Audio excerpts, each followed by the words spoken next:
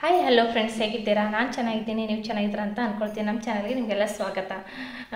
Friends, ಇವತ್ತು ನಾನು ನಿಮಗೆ ಏನು ಹೇಳ್ತಾ ಇದ್ದೀನಿ ಅಂದರೆ, ಅಜ್ಜಿ ಕಾಲದಲ್ಲಿ ನಮ್ಮ ಅಜ್ಜಿ ಕಾಸ್ತಾ ಇದ್ರು. ನಾನು ಏನು ಹೇಳ್ತೀನಲ್ಲ, ಇದು ನಮ್ಮ ಅಜ್ಜಿ ಈ ಥರ ತುಪ್ಪ ಕಾಸ್ತಿದ್ರು. ಅದು ಹೇಗಂದರೆ, ಉಣ್ಣೋದಕ್ಕೂ ರುಚಿ ಇರಬೇಕು, ಬೆಣ್ಣೆ ಕೂಡ ಮಜ್ಜಿಗೆ ಒಳಗೆ ಹೋಗಬಾರ್ದು, ವೇಸ್ಟ್ ಆಗಬಾರ್ದು. ಬೆಣ್ಣೆ ತೆಗೆದ್ಮೇಲೆ ಹೇಗಿರ್ಬೇಕಂದ್ರೆ ಮಜ್ಜಿಗೆ ತುಂಬ ತಿಳಿಯಾಗಿರಬೇಕು.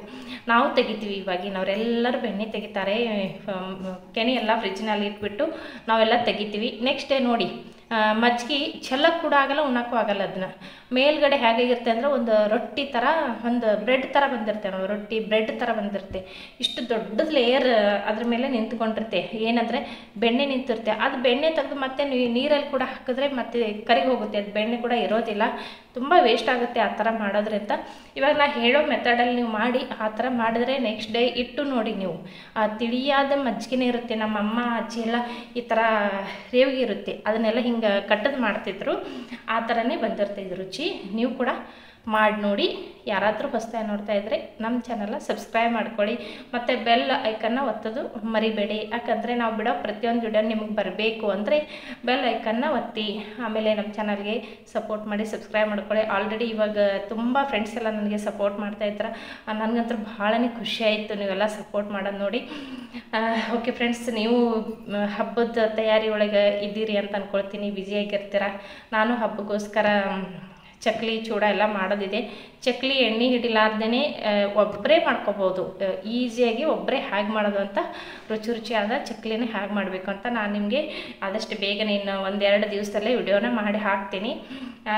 ಇನ್ನು ತುಂಬ ಕೆಲಸ ಇದೆ ನನಗೂ ಕೂಡ, ಹಬ್ಬದ ತಯಾರಿ ಮಾಡೋದು. ಅದರ ವರಮಹಾಲಕ್ಷ್ಮಿ ಪೂಜೆ ಕೂಡ ಬರ್ತಾಯಿದೆ, ಶುಕ್ರವಾರ ಪೂಜಾ ಹಬ್ಬ ಎಲ್ಲವೂ ಕೊಡ್ಕೊಂಡು ಬಂದಿದೆ. ಓಕೆ ಫ್ರೆಂಡ್ಸ್, ಹೇಗೆ ಮಾಡೋದು ಅಂತ ಹೇಳ್ತೀನಿ, ಬನ್ನಿ ನೋಡ್ಕೊಂಡು ಬರೋಣ.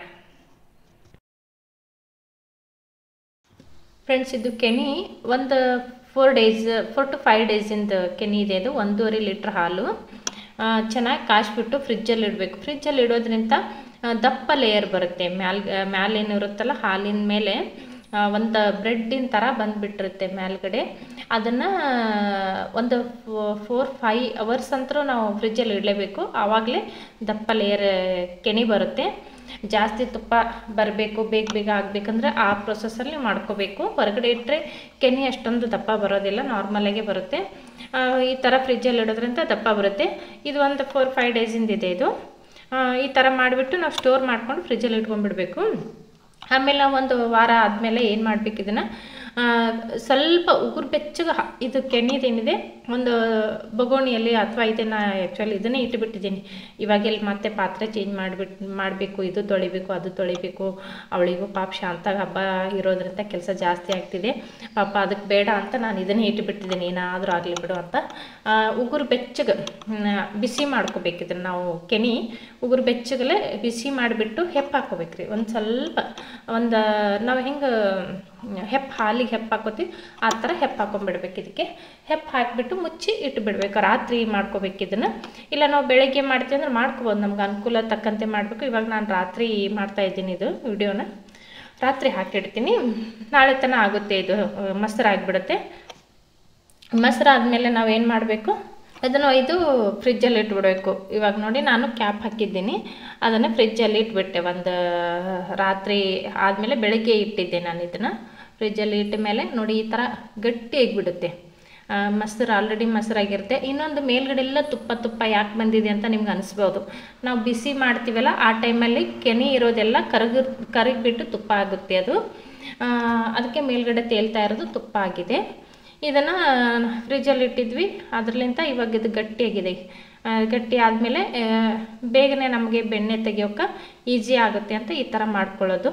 ಇಲ್ಲ ನಮಗೆ ಆಗಲ್ಲ, ಹಾಗೆಲ್ಲ ಮಾಡೋಕ್ಕೆ ಟೈಮ್ ಇಲ್ಲ ಅಂದರೆ ನೀವೇನು ಮಾಡಬೇಕು, ರಾತ್ರಿ ಹೆಪ್ಪು ಹಾಕಿ ಇಟ್ಕೊಂಡ್ಬಿಡಿ. ಇಟ್ಟಾದಮೇಲೆ ಫ್ರಿಜ್ಜಲ್ಲಿ ಒಂದು ಬಾಟಲ್ ನೀರನ್ನ ತಣ್ಣಗೆ ಮಾಡೋಕ್ಕಿಡಿ, ಐಸ್ ವಾಟರ್ ಥರ ಆಗಬೇಕು ಅದನ್ನು. ಅದು ತಣ್ಣ ನೀರು ಹಾಕಿಬಿಟ್ಟು ನಾವು ಮಾಡ್ಕೋಬೋದು, ಆಗಲೂ ಮಾಡ್ಬೋದು.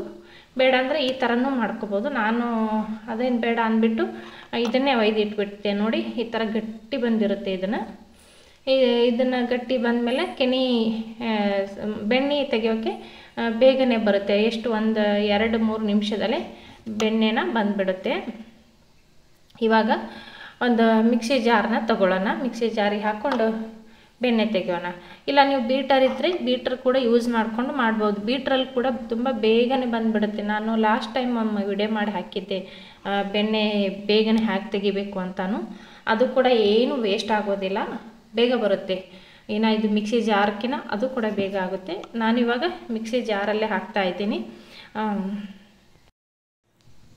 ಇವಾಗ ಒಂದು ಜಾರ್ ತೊಗೊಂಡಿದ್ದೀನಿ. ಇದಕ್ಕೆ ನಾವು ಒಂದು ಸ್ವಲ್ಪ ಇದೆ ಬೆಣ್ಣೆ ಅಂದರೆ ಕೆನೆ, ಫ್ರಿಜ್ಜಲ್ಲಿ ಇಟ್ಟಿರೋ ಕೆನೆನ ಹಾಕ್ಕೊಂಬಿಡೋಣ. ಈ ಥರ ಗಟ್ಟಿ ಬಂದಿರಬೇಕು. ಗಟ್ಟಿ ಬಂದರೆ ಬೇಗನೆ ಕೆನೆ ಬರುತ್ತೆ. ತಣ್ಣಗಿರಬೇಕು, ಅದು ಪೂರ್ತಿಯಾಗಿ ತಣ್ಣಗಿರಬೇಕು. ಒಂದು ಸ್ವಲ್ಪ ಬೆಚ್ಚಗೆ ಏನಾದರೂ ಆಯಿತು, ನೀವು ಮರ್ತೋಗಿ ಹೊರಗಡೆ ಇಟ್ರಿ, ಅಯ್ಯೋ ನಮಗೆ ಒಳಗಿಡಕ್ಕೆ ಮರ್ತೋಯ್ತು ಆಗಿಲ್ಲ ಅಂದರೆ ನೀವು ತಣ್ಣ ನೀರು ಹಾಕ್ಕೊಂಡು ಐಸ್ ವಾಟ್ರ್ ಅಥವಾ ಐಸ್ ಕೂಡ ಹಾಕ್ಕೋಬೋದು. ಆ ಥರ ಹಾಕಿನೂ ಮಾಡ್ಕೋಬೋದು ನೀವು, ಅದನ್ನು ಕೂಡ ಬೇಗ ಬರುತ್ತೆ. ಇಲ್ಲಪ್ಪ ನಾವೇನೂ ಇಲ್ಲ ಹಾಗೇ ಮಾಡ್ತೀವಿ ಅಂದರೆ ಕೆನೆ ಬರೋದಿಲ್ಲ, ಎಲ್ಲ ವೇಸ್ಟ್ ಆಗಿ ಹೋಗುತ್ತೆ. ಹಾಗೆ ಮಾಡೋಕ್ಕೆ ಹೋಗಬೇಡಿ. ಒಂದು ಕೆನೆ ಆದರೂ ಫ್ರಿಜ್ಜಲ್ಲಿ ಇಡಿ, ಇಲ್ಲ ಅಂದರೆ ಕೋಲ್ಡ್ ವಾಟರ್ ಹಾಕಿ, ಎರಡರಲ್ಲಿ ಒಂದು ನೆನಪಿಟ್ಟು ಮಾಡ್ಕೊಳ್ಳಿ. ಆವಾಗಲೇ ಬೆಣ್ಣೆ ಸರಿಯಾಗಿ ಬರುತ್ತೆ. ಇವಾಗ ನೋಡಿ ಒಂದು 3 ನಿಮಿಷದಲ್ಲಿ, 3 ನಿಮಿಷ ಜಾಸ್ತಿ ಇಲ್ಲ, ಅಷ್ಟರಲ್ಲೇ ಬೆಣ್ಣೆ ಬಂದುಬಿಡುತ್ತೆ ನೋಡಿ. ನಾನಿನ್ನೂ ನಿಮ್ಮ ಜೊತೆ ಮಾತಾಡ್ತಾ ಇದ್ದೀನಿ, ಅಷ್ಟರಲ್ಲೇ ಬೆಣ್ಣೆ ರೆಡಿಯಾಗಿದೆ. ನೋಡಿ ಮೇಲ್ಗಡೆ ಎಲ್ಲ ಬೆಣ್ಣೆ ಗೊತ್ತಾಗುತ್ತೆ. ನೀರು ನೋಡಿ, ಇವಾಗ ನಾನು ನೀರು ಹಾಕ್ತಿದ್ದೀನಿ. ನೀರು ಹಾಕೋದ್ರಿಂದ ಹೊರಗಡೆ ಬೆಣ್ಣೆ ಆಗಿದ್ದು ಗಟ್ಟಿಯಾಗಿ ಬಂದಿರುತ್ತೆ. ಮಜ್ಜಿಗೆ ಇರೋದೆಲ್ಲ ತಿಳಿಯಾಗಿ ಸಪ್ರೇಟಾಗಿ ಉಳಿದಿರುತ್ತೆ. ಆಮೇಲೆ ನಾನು ಒಂದು ದೊಡ್ಡ ಬೊಗಣಿ ತೊಗೊಳ್ತೀನಿ. ಯಾಕೆ ತುಪ್ಪ ಕಾಯಿಸ್ಬೇಕಾದ್ರೆ ಪ್ರತಿಯೊಬ್ಬರು ಅಲ್ಯೂಮಿನಿಯಮ್ಮೇ ತೊಗೊಳ್ಬೇಕು, ಸ್ಟೀಲಲ್ಲಿ ತೊಗೊಳ್ಬೇಡಿ, ಹೊತ್ತೋಗುತ್ತೆ. ಅಲ್ಯೂಮಿನಿಯಮ್ ದೊಡ್ಡದಾಗಿರಬೇಕು. ದೊಡ್ಡದಾಗಿರೋದು ಯಾಕೆ ಅಂದರೆ ತುಪ್ಪ ಉಕ್ಕುತ್ತೆ. ಒಂದೊಂದು ಸಲ ಏನಾಗುತ್ತೆ, ಅದೆಲ್ಲ ಮೇಲ್ಗಡೆ ನೊರೆ ಇರುತ್ತಲ್ಲ, ಅದನ್ನು ಬಂದು ಉಕ್ಕಿ ಹೊರಗೆ ಚೆಲ್ಬಿಡುತ್ತೆ. ನಮಗೆ ಕೆಲಸ ತುಪ್ಪ ವೇಸ್ಟ್ ಆಗುತ್ತೆ. ಸೆಕೆಂಡ್ ಕೆಲಸ ಕಟ್ಟಿ ಎಲ್ಲ ತೊಳ್ಕೊಳ್ಳೋದೆಲ್ಲ ಕೆಲಸ ಜಾಸ್ತಿ ಆಗುತ್ತೆ. ಅದಕ್ಕೋಸ್ಕರ ನೀವೇನು ಮಾಡಿ ದೊಡ್ಡದಾಗೆ ಇಟ್ಕೊಳ್ಳಿ. ಇವಾಗ ಸೆಕೆಂಡ್ ಹಾಕ್ತಾಯಿದ್ದೀನಿ, ಎರಡನೇದು ಇದು ಹಾಕೋದು. ಒಂದು ಸಲ ಹಾಕಿದ್ದೀನೆಲ್ಲ, ಇವಾಗ ಇದೊಂದು ಸಲ ಹಾಕ್ಕೊಳ್ಳೋಣ. ಇದರಲ್ಲಿ ಕೂಡ ಒಂದು ಸ್ವಲ್ಪ ಕೋಲ್ಡ್ ತಣ್ಣ ನೀರು ಹಾಕ್ಕೊಂಡ್ಬಿಟ್ರೆ ಬೇಗನೆ ಬರುತ್ತೆ. ಇದು ಎರಡನೇ ಟ್ರಿಪ್ ಹಾಕಿದ್ದು. ನಾನು ವಿಡಿಯೋ ಅದನ್ನು ಮಾಡಿ ತೋರಿಸಿಲ್ಲ, ಯಾಕಂದರೆ ವಿಡಿಯೋ ಲೆಂದಿ ಆಗಬಾರ್ದು ಅಂತ. ಈಗ ಆಲ್ರೆಡಿ ಫಸ್ಟ್ ಒಂದು ತೋರಿಸಿದ್ದೀನಿ, ಅದೇ ಪ್ರೊಸೆಸ್ಸಲ್ಲೇ ಮಾಡ್ಕೊಳ್ಳಿ. ಇದು ಎರಡನೇ ಟ್ರಿಪ್ಪು. ಇದು ಏನು ಮಾಡಬೇಕಂದ್ರೆ ನೋಡಿ, ನೀವೇ ನೋಡ್ಕೊಂಡ್ಬಿಡಿ. ಅದರಲ್ಲಿ ಏನು ಮಜ್ಜಿಗೆ ಇದೆಯಲ್ಲ, ಎಲ್ಲವೂ ಗಟ್ಟಿಯಾಗಿ ಬಂದಿರೋ ಮಜ್ಜಿಗೆ ಕಾಣ್ತಾ ಇದೆಯಲ್ಲ, ಅದನ್ನೆಲ್ಲ ನೀವು ಹೆಪ್ಪು ಹಾಕಿ ಮಾಡಿರ್ತೀವಲ್ಲ ನಾವು, ಅಮ್ಮ ಅದೆಲ್ಲ ಹಿಂದಕ್ಕೆಲ್ಲ ಕಟ್ಟದು ಮಾಡ್ತಿದ್ರು. ಎಮ್ಮೆ ಹಾಲು, ಆಕಳ ಹಾಲು ಎಲ್ಲ ತೊಗೊಂಡು ರಾತ್ರಿ ಹೆಪ್ಪಾಕಿಬಿಟ್ಟು ನೆಕ್ಸ್ಟ್ ಡೇ ಅವರು ಕಟ್ಟದು ಮಾಡ್ತಿದ್ರು. ಅದೇ ಥರ ರುಚಿ ಕೊಡುತ್ತೆ. ನೀವು ಒಂದು ಸಲ ಮಾಡಿ ನೋಡಿದ್ರಲ್ಲ, ನೀವೇ ಹೇಳ್ತೀರ ಕಮೆಂಟಲ್ಲಿ, ನಿಜವಾಗ್ಲೂ ಇಷ್ಟೊಂದು ಚೆನ್ನಾಗಿ ಬಂದಿದೆ ಅಂತ ನೀವು ಹೇಳ್ತೀರಿ. ಆಮೇಲೆ ತುಪ್ಪದ ಪರಿಮಳ ಅಂತರೂ ನೀವು ಬಿಲೀವ್ ಮಾಡಲ್ಲ, ಅಷ್ಟೊಂದು ಪರಿಮಳ ಬರುತ್ತೆ. ತುಂಬ ಜನ ತುಪ್ಪ ಕಾಸ್ತಾರೆ, ನಾನು ನೋಡಿದ್ದೀನಿ. ಅದರ ರುಚಿನೂ ಇರೋದಿಲ್ಲ, ಅದ್ರ ಪರಿಮಳನೂ ಇರೋದಿಲ್ಲ. ನಾನು ಮಾಡಿರೋ ತುಪ್ಪ ಅಂದರೂ ಇಷ್ಟು ಚೆನ್ನಾಗಿರುತ್ತೆ. ಮೊನ್ನೆ ತಾನೇ ಒಂದು ಎಕ್ಸಾಂಪಲ್ ನನಗೆ ತುಂಬ ಜನ ಹೇಳಿದ್ದಾರೆ. ನಮ್ಮದು ಅಣ್ಣ ಬಂದಿದ್ದರು, ದುಬೈ ಇರ್ತಾರೆ ಅವರು. ಅವ್ರು ಬಂದಿದ್ದರು. ಅಣ್ಣನೇ ಹೇಳಿದರು, ಅಣ್ಣನ ಅತ್ತಿಗೆ ಹೇಳಿದರು, ಏನು ಇಷ್ಟು ಚೆನ್ನಾಗಿ ಬಂದಿದೆ, ಹ್ಯಾಕೆ ಕಾಸಿದ್ದೀರಾ ಅಂತ ಕೇಳ್ತಾಯಿದ್ರು ಅವರು. ಇದು ತುಪ್ಪ ಮನೆಯಲ್ಲೇ ಮಾಡಿದ್ದ, ಇಷ್ಟು ಚೆನ್ನಾಗಿದೆಯಲ್ಲ ಅಂತ, ಹೇಗೆ ಮಾಡಬೇಕು ಅಂತ ಕೂಡ ಅವರು ಕೇಳ್ಕೊಂಡು ಹೋದರು. ಅಷ್ಟೊಂದು ಚೆನ್ನಾಗಿ ಬಂದೆ. ನಾನು ನಿಮಗೆ ಸುಮ್ಮನೆ ಒಬ್ಬರದ್ದು ಹೇಳಿದೆ. ಈ ಥರ ಭಾಳ ಜನ ಕೇಳ್ತಾರೆ ನನಗೆ. ನಮ್ಮ ಮನೆಯಲ್ಲೆಲ್ಲ ಮುತ್ತೈತನದು ಊಟಕ್ಕೆ ಕರೆದಾಗ ಅಥವಾ ನಾರ್ಮಲಾಗಿ ಊಟಕ್ಕೆ ಕರಿತೀವಿ, ಆವಾಗ ಕೂಡ ಹೇಳ್ತಿರ್ತಾರೆ, ಎಷ್ಟು ರುಚಿಯಾಗಿರುತ್ತೆ ತುಪ್ಪ, ಹೊರಗಡೆ ತಂದಿದ್ದ ಈ ಥರ ಇರೋಲ್ಲ, ಮನೇಲಿ ಕಾಸಿದ್ದು ಇಷ್ಟು ಚೆನ್ನಾಗಿದೆ ಅಂತ ಕೇಳ್ತಾರೆ. ಸೊ ನಾನು ಇದರಲ್ಲಿ ಉಪ್ಪು ಹಾಕಿಬಿಟ್ಟು ತೊಳಿತಾ ಇದ್ದೀನಿ. ಉಪ್ಪು ಯಾಕೆ ಹಾಕಬೇಕಂದ್ರೆ ಅದರಲ್ಲಿ ಬ್ಯಾಡ್ ಸ್ಮೆಲ್ ಏನಾದರೂ ಇದ್ದರೆ ಬೇಗ ಹೋಗಬೇಕು ಅಂತ ಉಪ್ಪು ಹಾಕ್ತಾರೆ. ಇದೆಲ್ಲ ನಮ್ಮ ಅಜ್ಜಿ ಮಾಡೋದು ಪ್ರೊಸೆಸ್, ಇದು ನಾನು ಹೇಳ್ತಾ ಇರೋದು. ಉಪ್ಪು ಹಾಕಿದ್ರೆ ಅದರಲ್ಲಿ ಇರೋದೆಲ್ಲ ಸ್ಮೆಲ್ ಹೋಗಲಿ ಅಂತ ನಾನು ಇವಾಗ 2 ಸಲ ಉಪ್ಪು ಹಾಕಿಬಿಟ್ಟು ನೀರು 2 ಸಲ ತೊಳಿತಾ ಇದ್ದೀನಿ, ಜಾಸ್ತಿ ಏನು ತೊಳಿತಾ ಇಲ್ಲ. ಚಲೋ ನೀರು ಹಾಕಿಬಿಟ್ಟು ತೊಳೆದ ಮೇಲೆ ಈ ಥರ ಬಂದಿದೆ ಬೆಣ್ಣೆ. ಇದನ್ನು ಕಾಸೋದು ಹೇಗೆ ಅಂತ ನಿಮಗೆ ತೋರಿಸ್ತೀನಿ. ಇವಾಗ ರುಚಿಯಾದ ತುಪ್ಪನ ಹೇಗೆ ಕಾಸಬೇಕು ಅಂತ ನಿಮಗೆ ತೋರಿಸ್ತೀನಿ. ಇದೆಲ್ಲ ನೋಡಿ ತಿಳಿಯಾದ ಮಜ್ಜಿಗೆ, ಇದು 2ನೇ ಸಲ ತೊಳೆದು ತೆಗೆದಿರೋದು, ಅದು ಒಂದು ಸಲ ಫಸ್ಟಿಂದ ಗಟ್ಟಿ ಇರೋದು ಬಂದಿದೆ. ಬನ್ನಿ ಇವಾಗ ತುಪ್ಪನ ಕಾಸೋಕೆ ಇಡೋಣ. ತುಪ್ಪನ ಕಾಸಬೇಕಾದ್ರೆ ಯಾವಾಗಲೂ ಸಿಮ್ಮಲ್ಲೇ ಇಟ್ಕೊಂಡು ಬಿಡಬೇಕು. ತುಂಬ ಜನ ಏನು ಮಾಡ್ತಾರೆ, ಹೈ ಫ್ಲೇಮಲ್ಲಿ ಇಡೋದು ಇಲ್ಲ ಮೀಡಿಯಮ್ ಫ್ಲೇಮಲ್ಲಿ ಇಡೋದು, ಈ ಥರ ಎಲ್ಲ ಮಾಡ್ತಾರೆ. ಅದನ್ನು ಹೊತ್ತೋಗುತ್ತೆ. ಆಮೇಲೆ ಇದು ತುಪ್ಪ ಕಾಸೋದು ಒಂದು ಕಲೆ ಇದೆ, ಎಲ್ಲರಿಗೂ ಬರೋದಿಲ್ಲ ಹ್ಯಾಗೆ ಕಾಸಬೇಕು ಅಂತ. ಅದರ ಕಾಸೋದು ಏನು ಮಾಡ್ತಾರೆ, ತುಂಬ ಬೆಳ್ಳಗಿರುವಾಗ ತೆಗೆದುಬಿಡ್ತಾರೆ. ಅದು ಬೇಗ ಕೆಡುತ್ತೆ, ರುಚಿ ಅಂತೂ ಏನೂ ಇರೋದಿಲ್ಲ. ಹೊರಗಡೆ ತರ್ತಾರಲ್ಲ ಡಾಲ್ಡಾ, ಆ ಥರ ಟೇಸ್ಟ್ ಇರುತ್ತೆ ಅದು. ಮತ್ತು ಅವರು ಎಮ್ಮೆ ಹಾಲು ತೊಗೊಂಡು ಕಾಸ್ತಾರೆ, ಆ ಥರ ಎಲ್ಲ ನಾನು ತುಂಬ ಜನ ನೋಡಿದ್ದೀನಿ ಆ ಥರ ಕಾಸಿದ್ದು. ಅದಕ್ಕೆ ನಾನು ಹೊರಗಡೆ ಹೋದರೆ ಯಾರ ಮನೆಯಲ್ಲೂ ತುಪ್ಪ ಜಾಸ್ತಿ ಊಟ ಮಾಡೋದಿಲ್ಲ. ನಮ್ಮ ಮನೆ ತುಪ್ಪನೇ ನನಗಿಷ್ಟ. ಹಾಗಾಗಿ ನನ್ನ ಮಕ್ಕಳು ಕೂಡ ಅಷ್ಟೇ, ನಮ್ಮ ಯಜಮಾನ್ರು ಮಕ್ಕಳು ಎಲ್ಲ ನಾನು ಮಾಡಿರೋ ತುಪ್ಪನೇ ತುಂಬ ಇಷ್ಟಪಡ್ತಾರೆ. ನಮ್ಮ ಮನೇಲಿ ತುಪ್ಪ ಇಲ್ಲಾಂದ್ರೆ ಅನ್ನಕ್ಕಂತರೂ ಸ್ಪೆಷಲಿ ತುಪ್ಪ ಬೇಕೇ ಬೇಕು. ಅಷ್ಟೊಂದು ಚೆನ್ನಾಗಿ ಕಾಸಿರ್ತೀನಿ. ಬೇರೆಯವ್ರು ಕಾಸಿದ್ರೆ ನಮ್ಮ ಮಕ್ಕಳಿಗೆಲ್ಲ ಇಷ್ಟ ಆಗೋದೇ ಇಲ್ಲ. ನೋಡಿ, ಇದೆಲ್ಲ ರೆಡಿ ಆದಮೇಲೆ ಕಲರ್ ಚೇಂಜ್ ಆಗಿ ಬರುತ್ತೆ. ಸಿಮ್ಮಲ್ಲಿ ಇಟ್ಟಿರೋದ್ರಿಂದ ಹೊತ್ತಿರೋದಿಲ್ಲ, ಯಾವುದು ಹೊತ್ತೋದಿಲ್ಲ. ಕೆಳಗಡೆಲ್ಲ ಬ್ರೌನ್ ಆಗಿಬಿಟ್ಟಿರುತ್ತೆ, ಮೇಲ್ಗಡೆ ತುಪ್ಪ ತೇಲ್ತಾ ಇರುತ್ತೆ. ನೀವು ಯಾವಾಗಲೂ ಮಾಡ್ಬೇಕಾದ್ರೆ ಲಕ್ಷ್ಯ ಇಟ್ಟು ನೋಡಿ, ಕೆಳಗಡೆ ಬ್ರೌನ್ ಆಗಬೇಕು.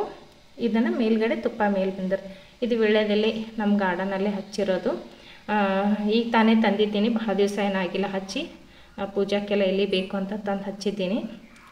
ಇದು ಎಲೆ ಹಾಕಬೇಕು ಅಂತ ಅಜ್ಜಿನೇ ಹೇಳ್ತಿದ್ರು. ಇದೂ ಇಲ್ಲ ಅಂದರೆ ನೀವು ಏನು ಮಾಡಬೇಕು, ಹಳ್ಳಕ್ಕೆ ಕೂಡ ಹಾಕೋತಾರೆ. ಇದೊಂದು ಅರ್ಧ kg ತುಪ್ಪ ಬಂದಿದೆ. ದೊಡ್ಡ ಬೊಗಣಿ ಇರೋದ್ರಿಂದ ನಿಮಗೆ ಗೊತ್ತಾಗ್ತಾಯಿಲ್ಲ, ಅರ್ಧ kg ಬಂದಿದೆ. ಫ್ರೆಂಡ್ಸ್, ಈ ವಿಡಿಯೋ ನಿಮಗೆ ಇಷ್ಟ ಆಗಿದೆ ಅಂತ ಅಂದ್ಕೊಳ್ತೀನಿ. ನಮ್ಮ ಚಾನಲ್ಗೆ ಹೊಸದಾಗಿ ನೋಡ್ತಾ ಇರೋರು ಸಬ್ಸ್ಕ್ರೈಬ್ ಮಾಡ್ಕೊಳ್ಳಿ, ಸಪೋರ್ಟ್ ಮಾಡಿ. ಆಲ್ರೆಡಿ ನೀವೆಲ್ಲರೂ ಸಪೋರ್ಟ್ ಮಾಡ್ತಾಯಿದ್ರಿ, ನನಗಂತೂ ಭಾಳ ಖುಷಿಯಾಗಿದೆ. ನಾನು ಮುಂಚೆನೇ ನಿಮ್ಗೆ ಹೇಳಿದ್ದೀನಿ ಖುಷಿಯಾಗಿದೆ ಅಂತ. ಓಕೆ ಫ್ರೆಂಡ್ಸ್, ಮತ್ತೆ ಹೊಸ ವಿಡಿಯೋದೊಂದಿಗೆ ಸಿಗೋಣ. ಎಲ್ಲರೂ ನಮಸ್ಕಾರ.